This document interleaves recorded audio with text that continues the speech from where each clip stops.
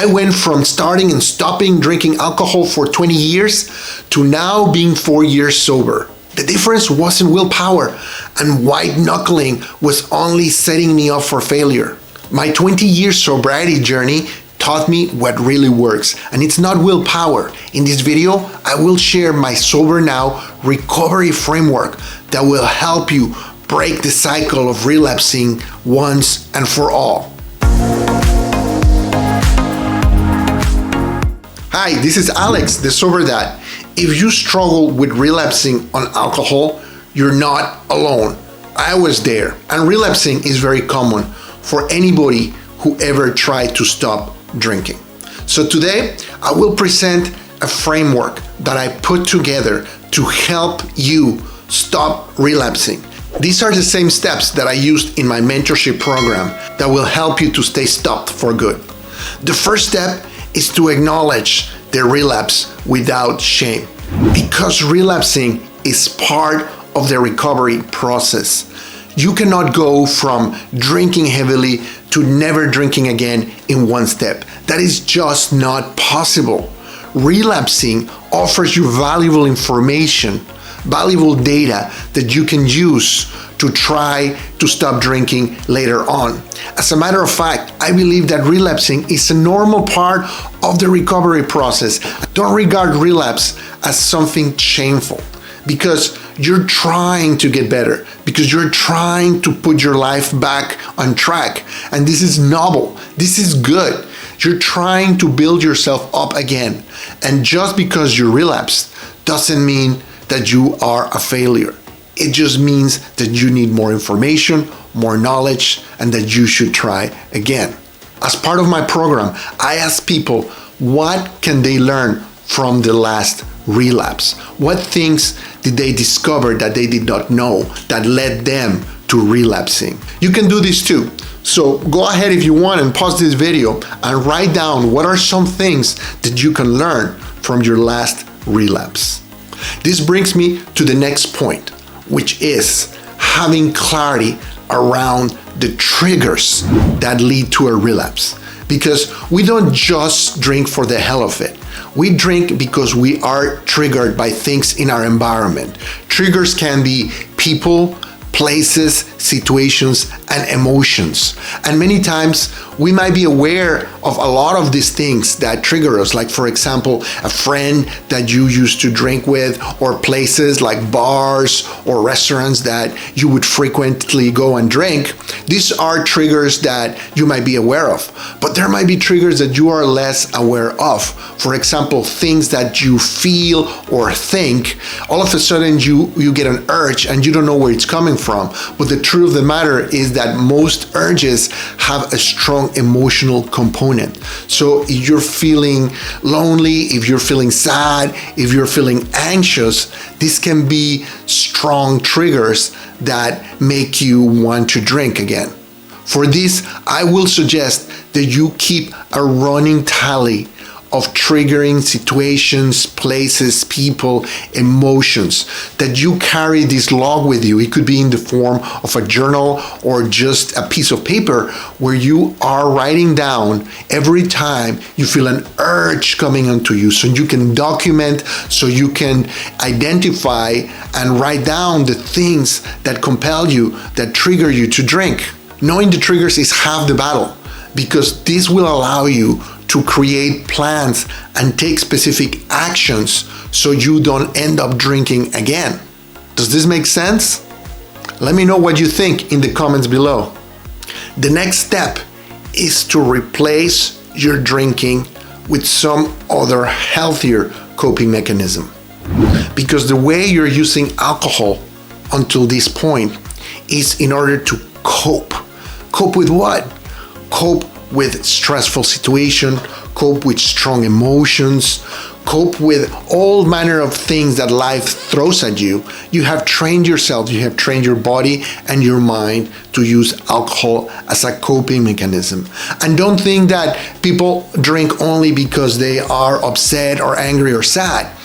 We drink also when we are happy, when we are celebrating, when we are cheering our favorite team. Sometimes it can be a crutch that allows us to socialize or allows us to speak in public and do things that we would normally not feel like doing. Liquid valor, they say. The downside is that alcohol comes with all manner of negative consequences. And you know exactly what I'm talking about, right? Problems with the law, financial problems, problems with your family, problems at work, problems with self-esteem because you tell yourself that you're not gonna drink and then you just end up drinking a lot and making a fool of yourself again. So alcohol comes with a host of problems. So doesn't it make sense to try to cope with life inevitable struggles, with life inevitable stressors in a more healthy way? I think it does, but you gotta figure out what can you do instead of drinking. If this is resonating with you, leave a comment. Are you using alcohol to cope with strong emotions? For example, I enjoy going to the beach and I love swimming in the ocean. So think about what are some things that you can engage all your senses, your mind, your eyes, sounds that will take you away from thinking about drinking alcohol. If you're at home, think about things that you can do, perhaps hobbies or things that you've been wanting to do for a long time. If you want to clean your garage or you want to fix something in your house or in your car, think about things that you want to do that you've been postponing because of all the drinking that you've been doing. Are you with me? So you need to replace drinking with something else that is also important and valuable to you. So take a moment and write down 5 or 6 things that you can do instead of drinking. Go ahead, take a moment, pause this video and write this down because this is a very important exercise that will help you to be prepared when you stop drinking and then you decide, well, what am I gonna do instead? Now you're gonna have a list of things that you can work on instead of drinking. The next step is to have a strong support network, a support system that will help you along the way, because there is no point of doing this by yourself. I used to think that I should be able to do this by myself and I should not bother anybody around me, my family or my friends, that this was something that I had done to myself and this is something that I had to work on by myself. But as a matter of fact, that proved to be incredibly difficult, actually impossible, I would say. So having a strong support system of people who care about you or professionals or people who are in the same boat as you will prove critical in order to help you maintain the motivation to stay stopped. And even if you have somebody that you can confide in, somebody that you can talk to about your struggles, it makes sense for you to have a wider net of people because you never know when your friend or family member will be available to you. And you want to have a group of people that you can share your experiences, that you can ask questions, that can cheer you up along the way. So that way you don't feel alone, because you're not alone. A lot of people have gotten into trouble with alcohol.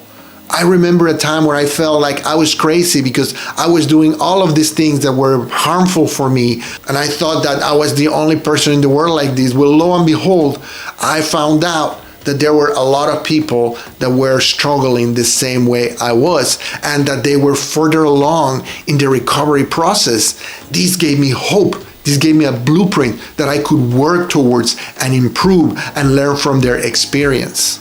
So if you've been doing this all by yourself, don't. Start building your support system or improve on the support system that you already have. Pause this video if you need to and write down some names of people that you're going to approach, people that you're going to talk to and share what you're going through with. The final step is to commit. Do not have a haphazard approach to your recovery. Have a structured plan. Make sure you are clear about the goals of your sobriety. Why are you trying to stop drinking in the first place?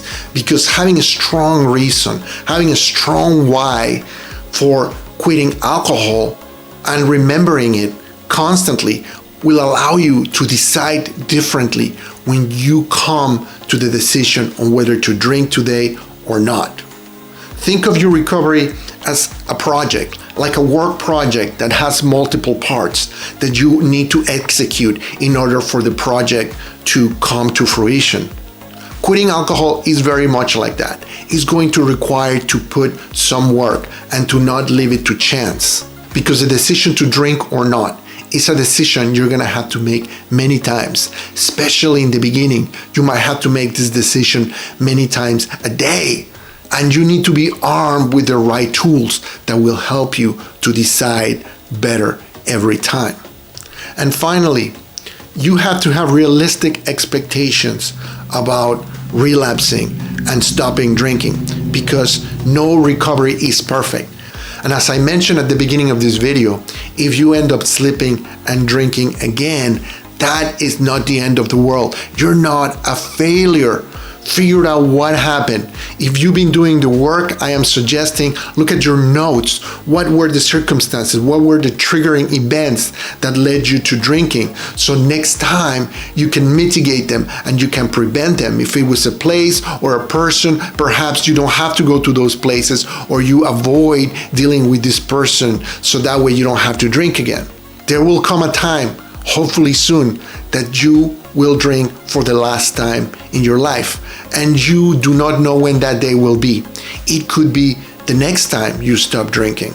So as you watch this video, I want to give you hope that just because you relapsed many times in the past doesn't mean that you will relapse forever. I relapsed many times before I finally stopped, and now I have been 4 years sober, and the desire to drink alcohol is not there anymore for me. I still get triggered on my day-to-day life, but now I have different things, different coping mechanisms that I can engage in order to relieve those strong emotions. I don't have to drink anymore, and my life is orders of magnitude better because of that. Have hope, stay proactive, engage in healthy habits and coping mechanisms, and drinking will become a thing of the past for you. Watch this video right here if you want to learn about how to deal and how to manage strong urges to drink. And if you need more help, please consider my Sober Now mentorship program, where I help people to realize the dream of sobriety, because sobriety is within your grasp. All you need is the right tools, the right information, the right motivation and support. So check the details in the description below. I have included a complete version of the Sober Now Recovery Framework as a downloadable PDF in the description below. It's completely free, so check it out. If you found this content useful, please share with someone else that you think might benefit from it. And don't forget to subscribe to this channel for more content like this. This is Alex Rivera, the Sober Dad, and I will see you in the next video.